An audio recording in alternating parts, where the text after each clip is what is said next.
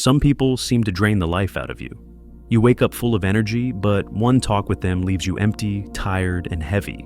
It might be the coworker who always complains, the relative who never stops bringing problems, the partner who shifts between being the victim and the accuser, or even someone who looks harmless, yet leaves you with guilt and unease. We call them toxic. We call them energy vampires. And we try to fight them with tricks, imagined shields, cleansing rituals, or repeated mantras. But as Jung would say, these things are only bandages. The real wound is not outside you. It is inside the mind itself. Carl Gustav Jung, that patient explorer of the unconscious, suggested something far more unsettling. He claimed that the sense of being drained, of being invaded by another's chaos, does not truly begin with the other at all. It begins within. It emerges from a silent alchemy between two psyches, an invisible fusion of wounds and complexes. What appears to be an assault from outside is, in fact, a resonance from within. Jung called this psychic contamination. It is not merely that another projects their pain upon us, it is that their unresolved complexes awaken our own. Their need calls out to our need. Their hidden guilt strikes a chord with our own unacknowledged guilt.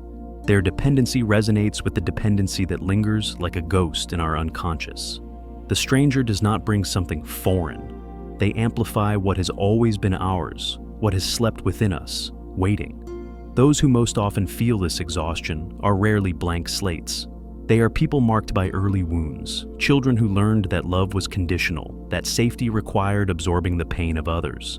They grew into adults who confuse care with survival, who place themselves as saviors in every story, mediators of every conflict, givers even to those who never asked for help.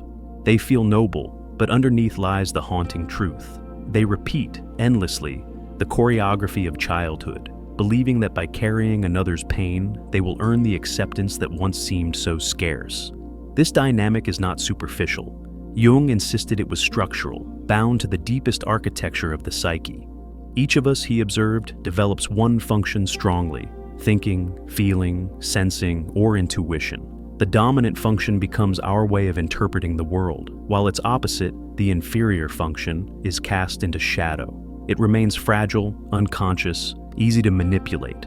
This inferior function is the doorway through which psychic contamination enters. It is the crack in the armor where another's unresolved chaos merges with our own. Imagine the thinker, sharp and rational, whose neglected inferior function is feeling. When they stand before someone unstable and emotionally needy, the intrusion slips not through their thoughts, but through that unguarded territory of emotion. They cannot comprehend it, yet they feel it, and soon their energy is drained in sustaining a turmoil that was never theirs. Imagine the person of feeling, generous and warm, but whose inferior function is thinking. A manipulator cloaks cruelty in logic, twisting arguments with precision. And though the empath feels something is wrong, they cannot summon the clarity to resist. And so, once again, their vitality seeps away. This process is not malicious design. It is unconscious resonance. Those who drain often do not know what they do, but the unconscious knows, and it orchestrates the exchange silently, irresistibly. Protection does not lie in avoidance, in rituals of withdrawal, or barriers of imagined light. It lies only in integration. Jung urged us not to flee, but to become whole, to confront the inferior function, to strengthen what is weakest, to illuminate what lies in shadow. For until that happens, we remain porous, vulnerable, always attracting what resonates with our unhealed parts. Yet, there is something even more difficult to face. The people we call draining are not merely attackers, they are mirrors. They reflect back to us what we most despise or deny in ourselves. They embody our shadow. Jung gave this name to the hidden side of the psyche, the basement where we banish what we cannot accept, the anger we disguise, the envy we deny, the manipulative tendencies we condemn in others while practicing ourselves in subtler form. These traits, though unseen, do not vanish. They live. They press against the walls of our persona, leaking out as projections onto those around us. And so, we find ourselves unbalanced by those who display qualities we have not integrated. The arrogant colleague may not simply be intolerable. They may awaken the buried frustration of our own inability to assert ourselves. The manipulative partner may not only be exploiting us, They may show us the games we secretly play for love. The shadow unsettles us most when it wears another's face. The energy drain is not merely the weight of another's presence. It is the labor of suppressing what they awaken in us. We cling desperately to our carefully constructed persona, the image of the self as generous, fair, composed, while the shadow pushes forward through the cracks, using relationships as its screen. To maintain this mask consumes enormous energy, far more than the interactions themselves. Hence the exhaustion, the unexplained guilt, the diffuse anxiety that gnaws at the edges of our lives. The tragedy is that we mistake this struggle for victimhood. We believe that we are too good, too sensitive, too selfless. But in truth, we are divided, and division consumes more life than any so-called vampire. Jung's insight was merciless. Freedom begins only when we withdraw projections and face the shadow within. To confront those figures who exhaust us is not to banish them, but to ask what they reveal about our hidden self. This confrontation is no gentle task. It demands the abandonment of comfort, the surrender of the role of victim, the acceptance of truths we would rather not speak. Yet it is the only path, for true protection is not a shield, but transformation. Jung described it as the opus contra naturam, the work against the nature of inertia.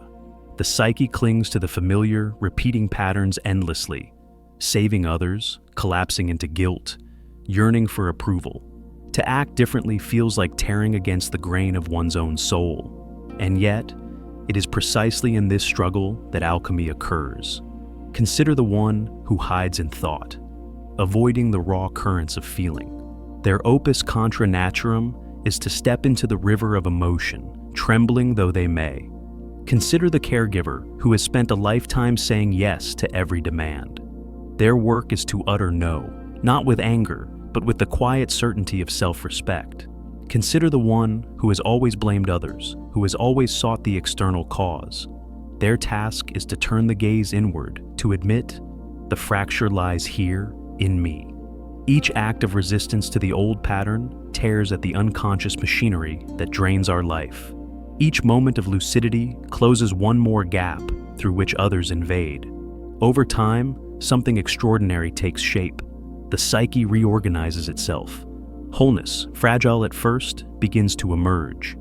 This wholeness is not a mystical shield, shimmering with light. It is a clear, grounded awareness of who you are and what you carry. It is the ability to name your wounds, to see your attractions, to recognize your games.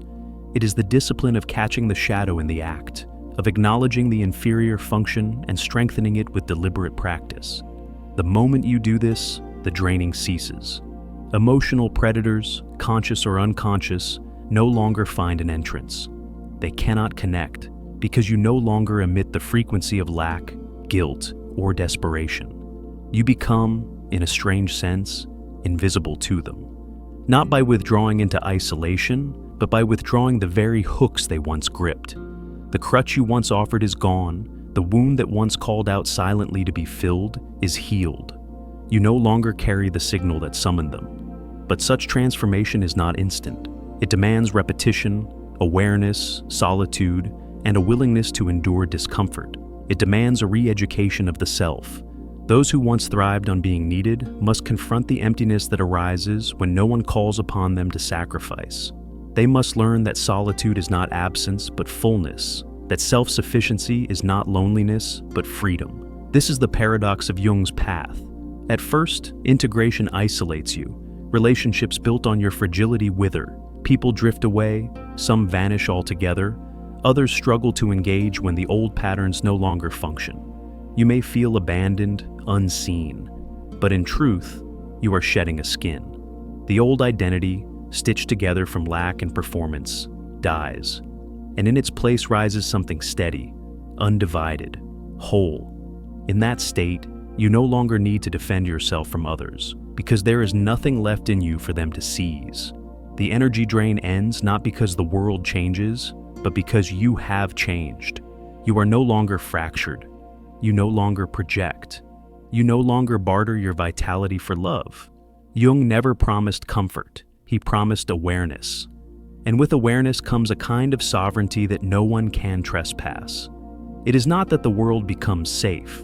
It is that you cease to be available to its unconscious invasions. You return to your own axis. This is why the work of individuation is the most radical act of protection. It dismantles the illusion that the enemy is out there and reveals the truth. The true vampire was always the unhealed fragment within, seeking its reflection in others. Heal it, and the world's predators pass by as though you are invisible. You have stepped out of their field. The most liberating discovery is not that you can shield yourself, but that you no longer need to. For when you become whole, you are no longer in the game at all. It wasn't love, it wasn't magic, it wasn't destiny weaving golden threads between two souls. It was your own unconscious standing before you, dressed in the skin of another. What you called chemistry was a mirror, a projection of everything you longed for but had not yet found within yourself. Their smile became the answer to your hunger, their silence the completion of your unfinished sentences, their gaze the recognition you had been starving for. And so, you confused reflection with reality, believing you had stumbled upon the one, when in truth, you had stumbled upon yourself, disguised in another's body.